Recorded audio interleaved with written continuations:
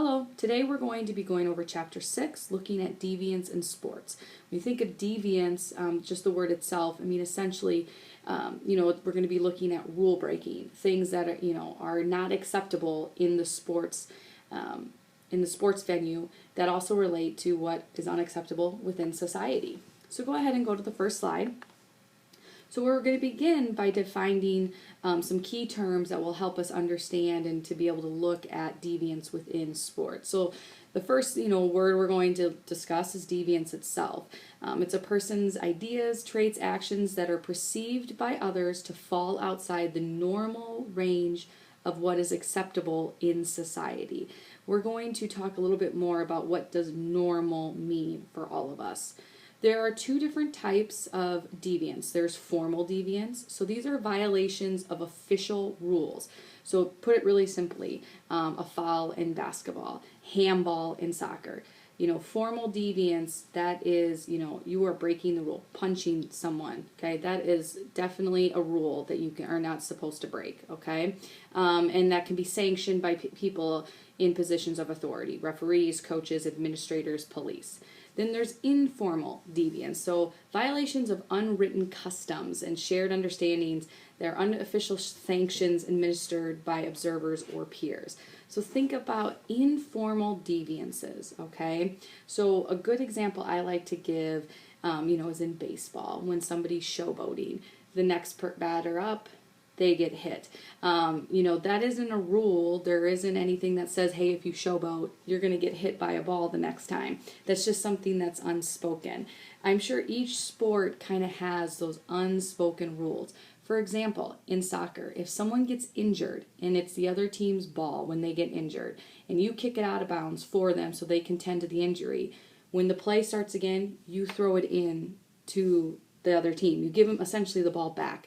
There's no rule that says you have to do that. It's just an unspoken thing that you do. So there's informal deviances and there's formal deviances. Go ahead to the next slide. So defining and studying deviance in sports, remember, let's talk about this idea of norm, okay, or normal. We use that word all the time. Well, that's what's normal. That's what's acceptable. Well, what does that mean? So we're going to use the word norm a lot throughout the rest of the 6 weeks. You're going to see it within the book. So norm is a shared expectation that people use to identify what is acceptable and unacceptable in the social world. So essentially, we all define it. This is what we as society defines as normal and acceptable. Just like deviance, there's two different types of norms, okay? There's formal norms, so official expectations that take form of written rules and laws. Again, you're going to be expected to act a certain way because there's written rules and laws, okay? Informal norms. Customs, unwritten, shared understandings of how a person is expected to think, appear, and act in the social world. Start thinking of some examples of what does a formal norm look like? What does it look like to have unwritten rule or the written rules and laws, like officially? What does it look like for an informal norm? Something that is just, a custom. It's unwritten. You don't really have to do it, but you should, okay? Go ahead to the next slide. Problems when faced studying deviance in sports. So there's several issues, just studying the deviance within sports. One, types and causes of deviance, they vary and they're very diverse. You can't just, again, give one blanket theory or explanation to why it happens. Two, the actions that are accepted in sports may be deviant in other situations. So think of hockey. For example, they are allowed to fight and punch each other and all of that on the hockey, right on the ice. In typical society, if you were in the Mensa and a fight were to break out, that would not be acceptable. So it's why it's hard to study what is considered deviant, because in the sports world, certain things are acceptable that aren't acceptable in everyday society. Deviance in sports often involves uncritical acceptance of norms rather than rejection of norms. Okay, training and performance are based on such new forms of science and technology that we're all trying to get used to what this new idea is. So what they're trying to say is technology is changing every single day. So what we consider normal and safe and acceptable, we don't really know because it's changing. It's ever changing. There's new things going on. So which drugs should be acceptable, which drugs shouldn't be acceptable, things of that nature. Go ahead to the next slide. So there's a picture here: assault, battery, or sport. Who decides? Who decides what is acceptable in sport? I mean, think about that. Who decides that a cage, two people, punching each other and beating on each other is acceptable? And why is that an acceptable environment, but yet out in society it is not acceptable? You'd get arrested. You would get, charged with assault. Go ahead to the next slide. So I'm going to quickly go through these. I mean, it's important to understand these different approaches to studying deviance, but, it's not the main thing that we're going to get across. There's the absolute approach. So it's basically assuming that social norms are based on, principles that constitute unchanging functions, okay, foundations of the society. This approach is, based on 4 assumptions. Norms represent social and moral ideas. Any departure from the ideal constitution is deviant. Constitutes deviance. The greater departure from the idea, the more the serious the deviant. Okay, so the absolute is pretty black and white. It's against the rules. That's it. Go to the next slide. According to the absolute approach, normal is conforming to the ideal, and anything less than normal is deviant. So again, keep it simple. Absolute is black and white. You're breaking this rule, you're in trouble. It's that simple. There's no gray area when you are, taking an absolute approach. Go ahead to the next slide.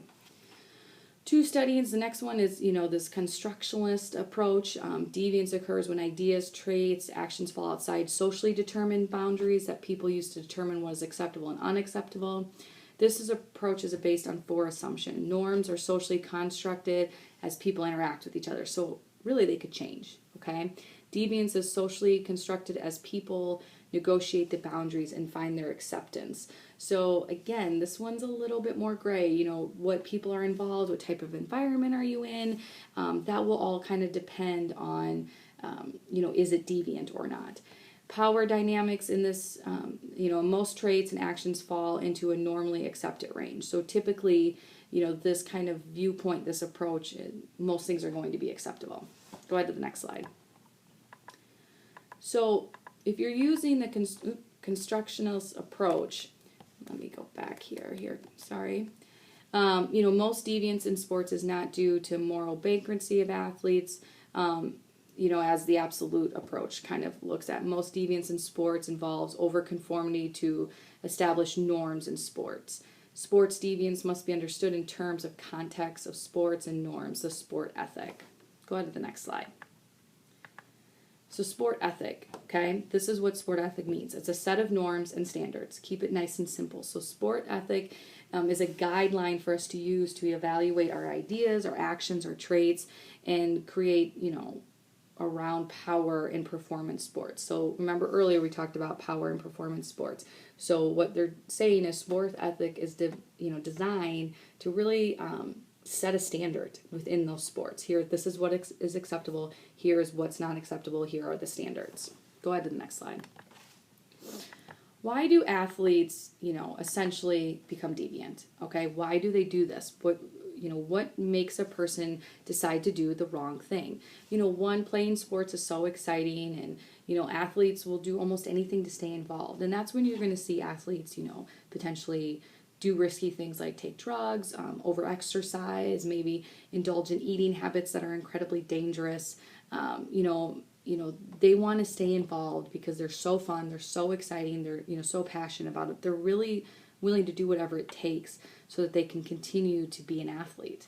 Being selected to play high-performance sports often, requires overconformity to the norms of sport ethic. So essentially, to be at a high level, you really have to almost to some degree overconform. You almost have to just accept there's going to be certain boundaries that you have to break to be successful.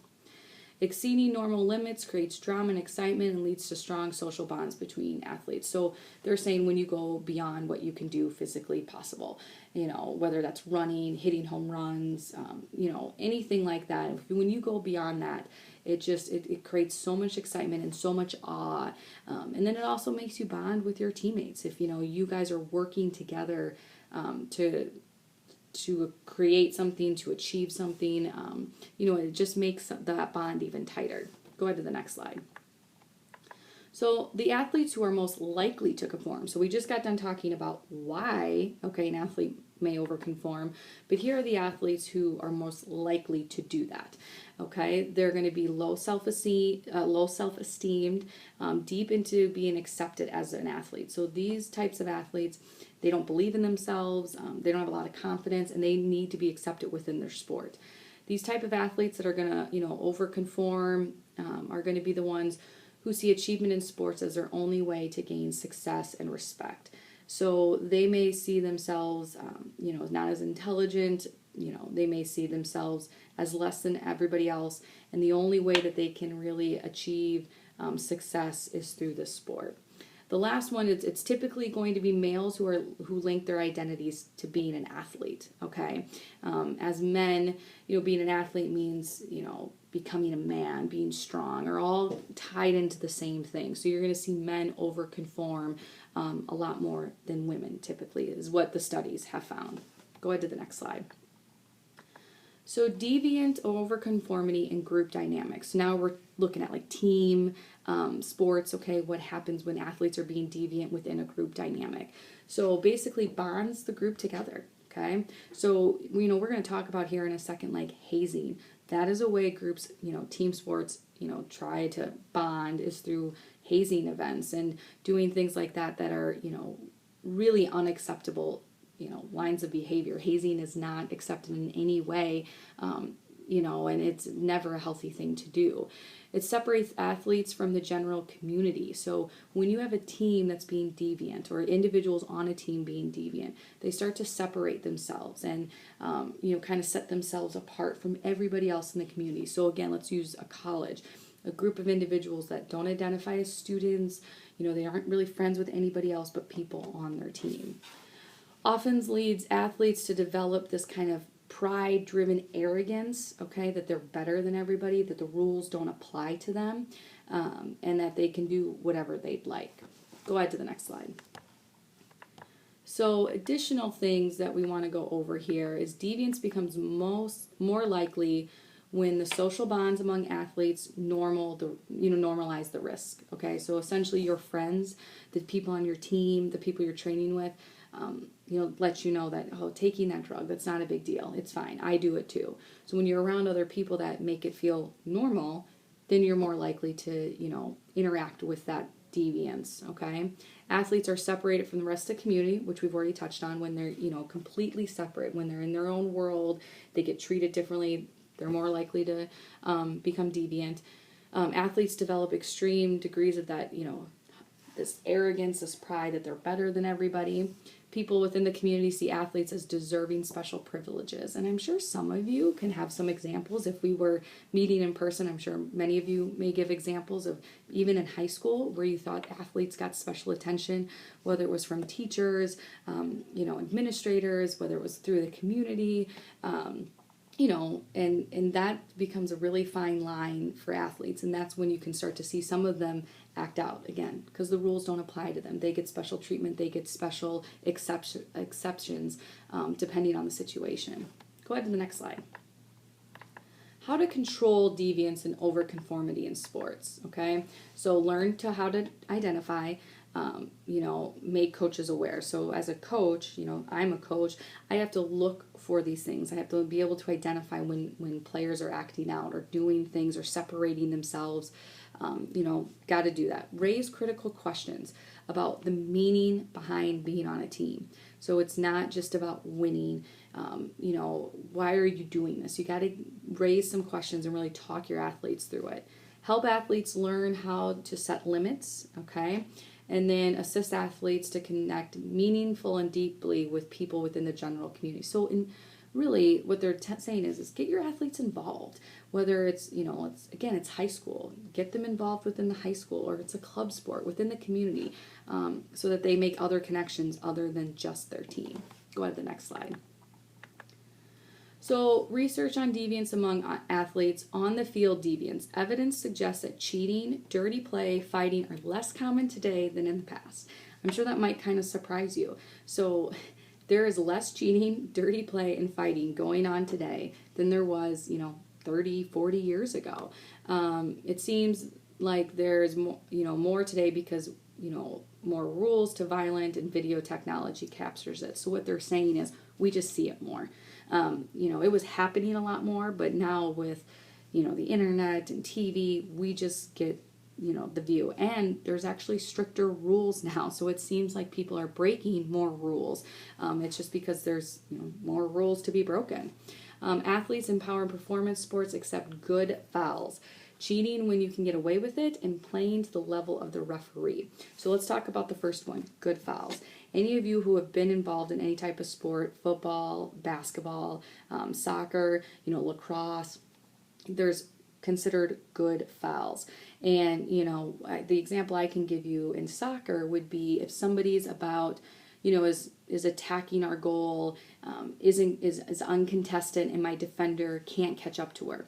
And we talk about, fouling outside of the box. Stop the play, let's set up a wall. That's a good foul.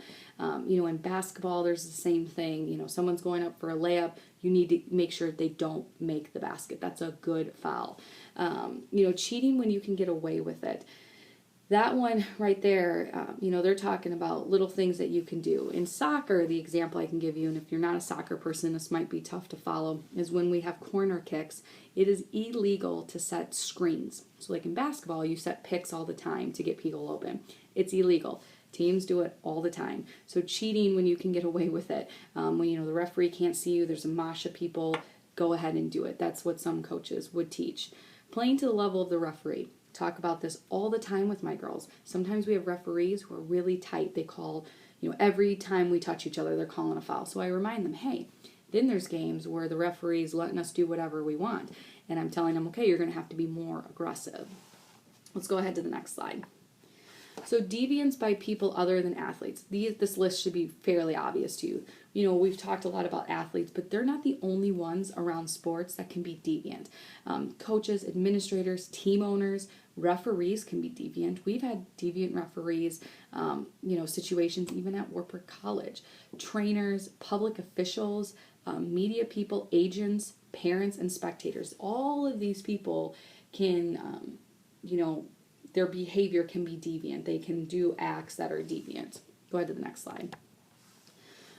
Consumption in sports organization, essentially with the slide, I know there's a lot of information on it, but as, personal stakes, money increases, the methods and how they go about winning, that's when corruption in sports is going to happen, okay? Self-policy in sports organization is inherently flawed. So, when people believe the great sport myth, they overlook the deviance because they don't want to see it.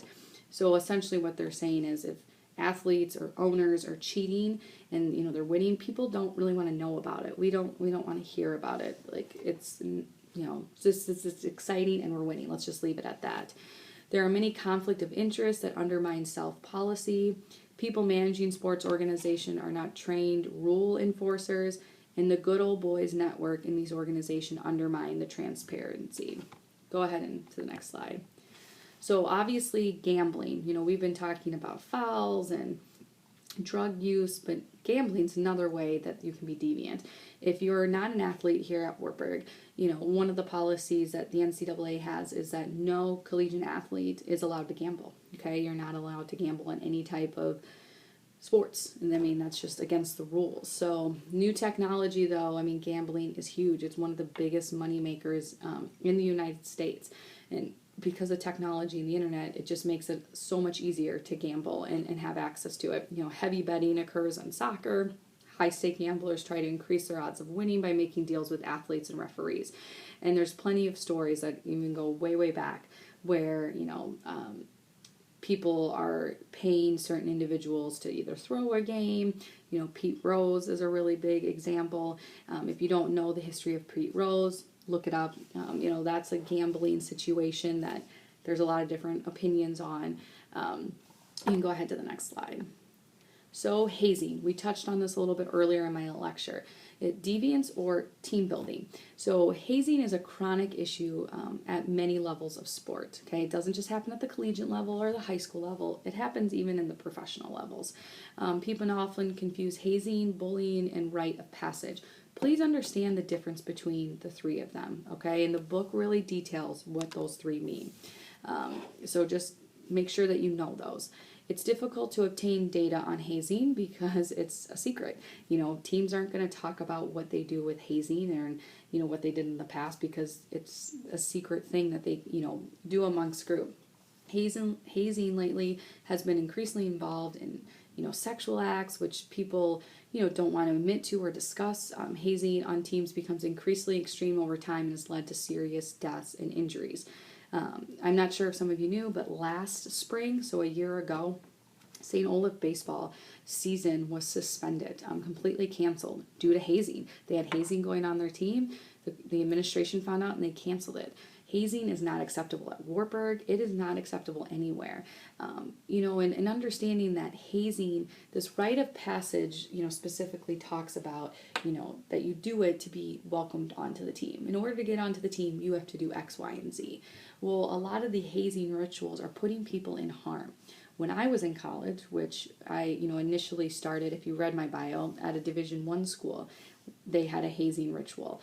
And it was very demeaning and embarrassing and horrible. It would never be acceptable today. And, we're talking that was only 12, 13 years ago when I was at this other institution and those things were going on. So, they've really tried to crack down. And as coaches, we, again, be aware.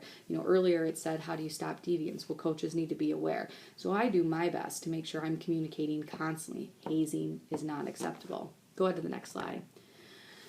And I also know that this last spring at Wartburg, if you read the Trumpet or heard anything, there were some issues, going on with the track or the cross country team as well. And, all I'd have to say with all these situations is that, get informed, just understand what hazing means. What does hazing really look like?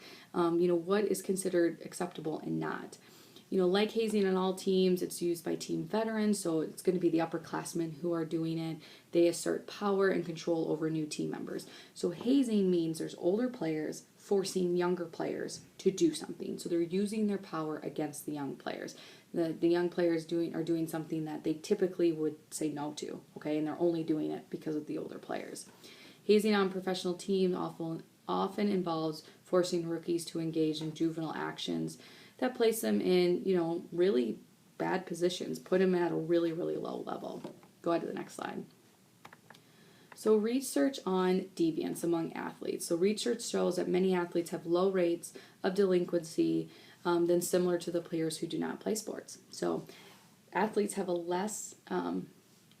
less likely to be deviant than their peers. When you're involved in sports, because, think about it. Why? Well, because they want to play. They don't want to get in trouble. They love their sport, so they're going to be less likely to be deviant. They're busy. They're constantly involved in something, so they're not bored or sitting around and, doing things they're not supposed to. Go ahead to the next slide. Research continues on, data on academic cheating is inclusive. So, again, it's hard to study because it's a tight-knit group in athletics, so people aren't going to give up what they're doing if they are cheating. Data on rates of alcohol use and binge drinking are mixed. So drinking norms vary by age of athletes and context of which they live. They live with their, in the dorms or with their parents. Binge drinking also is a problem in society as a whole. So in general, especially at the collegiate level, binge drinking is a problem. It has been for a very long time. It's been a focus on many college campuses. So it's not just athletes, it's the entire college atmosphere. Felony rates among adult athletes seems to be out of control, but they are a serious problem. Do not seem to be out of control, but they're a serious problem. So age, race, ethnicity, social background, take into account to this data. Sexual assault rates seem to be high, and there's a lot of problems. You've seen the Ray Rice situation that happened a couple years ago. There's plenty of stories that we could go through where athletes have been deviant. There's things happening on colleges, campuses that have also, made for high alert and a lot of discussion on how people are acting towards one another. Go ahead to the next slide. Using deviance to create commercial personas in sports. So consumption deviance. So actions and appearance that can be imaged as real deviance without producing any negative consequences for anyone else. This form of deviance may be used to create a marketable persona. So, they try to be, some tough bad guy, but they're really not breaking any rules. They're not really doing anything. They're just trying to sell themselves or sell the sport that they're playing in. Go to the next slide. Performance enhancing substances. So this week I'm going to have you look through the NCAA drug policy, and I'm also going to have you look through the Warburg drug policy. And I know within your discussion questions you're going to have to discuss what your thoughts are on both of them. So really the book goes into great detail about different types of substances that are used and performance enhancing drugs and what those are. Okay, they specifically talk about substance use is not cause, socialization or lack of moral character among athletes. It's usually because they're committed. They're not bad people trying to be dangerous. They're trying, they start doing drugs because they want to be better at their sport, or they think it's going to help them be better at their sport. Go ahead to the next slide. So using performance enhancing drugs, substances in sports, use in performance enhancing substance occurs highly in the high performance sports, the power and performance sports.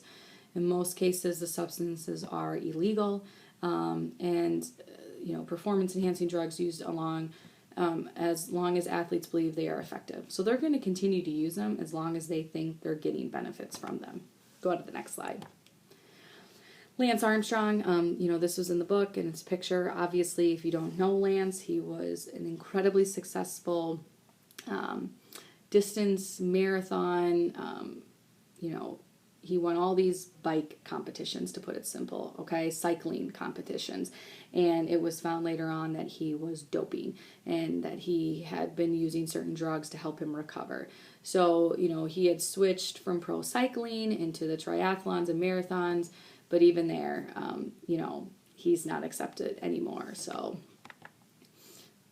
this slide here just kind of talks about different drugs and dietary supplements that athletes may use. You can go to the next slide. Nearly all athletes today take, some type of performance enhancing drug. They're big sellers in Colorado, the Olympic Training Center that are there. Obviously, if you're a Warburg athlete, no performance enhancing drugs are acceptable, and they're very, very strict. Again, once you read the Warburg drug policy, you'll have a better idea of how our rules work here. Go to the next slide. So defining and banning, performance enhancing drugs, it's difficult because they're, defining what is unnatural, what is artificial, what is abnormal, and it's ever changing all the time. So this is an area that I think, you're going to have a lot of debate on people in what they feel is acceptable and unacceptable. Go to the next slide. Why has substance use become normal in elite sports today? Couple reasons. Visible, you can see them. Okay, developed efforts and increased availability. So essentially, they're easier to get at this point. Okay, people are fascinated with technology and want to use it to push human limits. So people are, really intrigued by this idea of how far can I take my body? How far can I get? And people want to see that too. So that's why you're seeing more people use drugs. The rationalization of body influences of how people see the mind-body relationship. There's a growth of emphasis on self-medication and just in general, okay, within our society. Go ahead to the next slide. Gender relations are changing. The organizations of power and performance sports encourage this type of behavior. Coaches, sponsors, administration, fans encourage deviance. If it's going to make you a great athlete, let's do it. Let's get you back even faster. Let's not keep you out because we know the fans want to see you. Athletes' performance are closely monitored to emphasize on control over body and conformity to demand of coaches. So, essentially when coaches are putting pressure on their players to get back, that's when, athletes are going to potentially, deviate and use substances that aren't legal. Go ahead to the next slide. Arguments against the use, testing, basically, and this is what I'm going to want to know from you, what you think about Warburg's testing policy. Testing is needed to protect the athletes, guarantee fairness, protect children, maintain normal law of enforcement. I mean, they're against law. You're not supposed to use them. Preserve inherent integrity of sport, like it's just the human. And that's that's where I'm always at with sport. It's supposed to be somebody who has these, amazing abilities, but they're not enhancing it in any way. Preserve the faith of the great sport myth, although they won't say that. Go ahead to the next slide. So arguments against testing.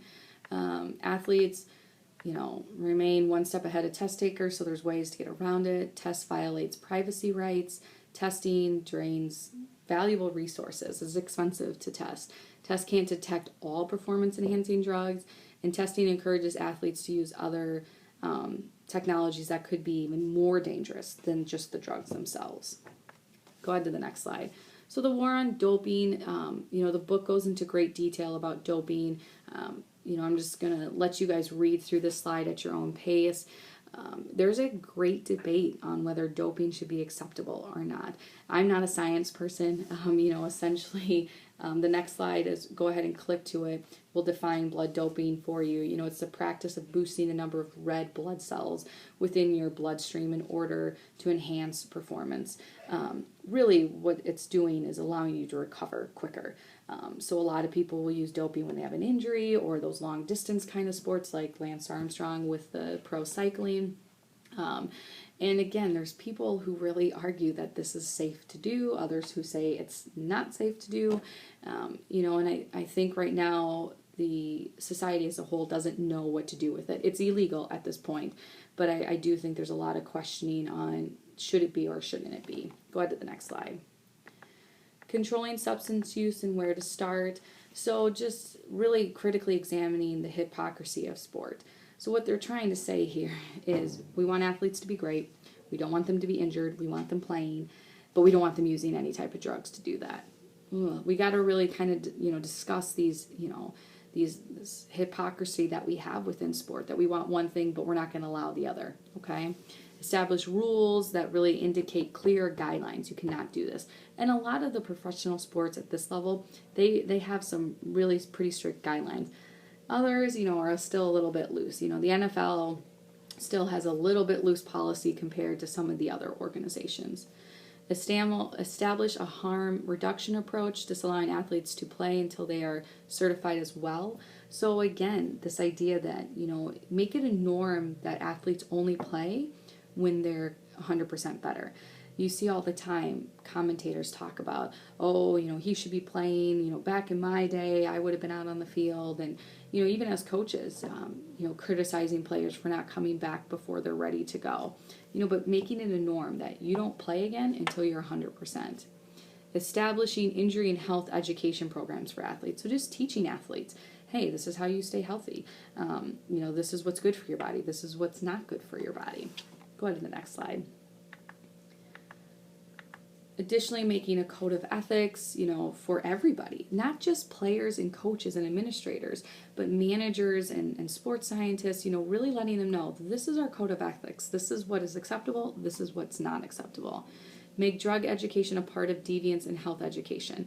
If you're an Wartburg athlete here, we always have a meeting at the beginning of your sports season to go over the different drug education, what's acceptable and what's not. And really just kind of redefining what it means to be successful, that, success isn't just winning, soccer games, that there's more to it than that. Teach athletes how to critically think and provide accurate information to coaches, parents, and athletes. So that was our last slide for deviance. Again, you're going to have some documents to read through. Read through all of those before you start answering the questions for this chapter. Thank you.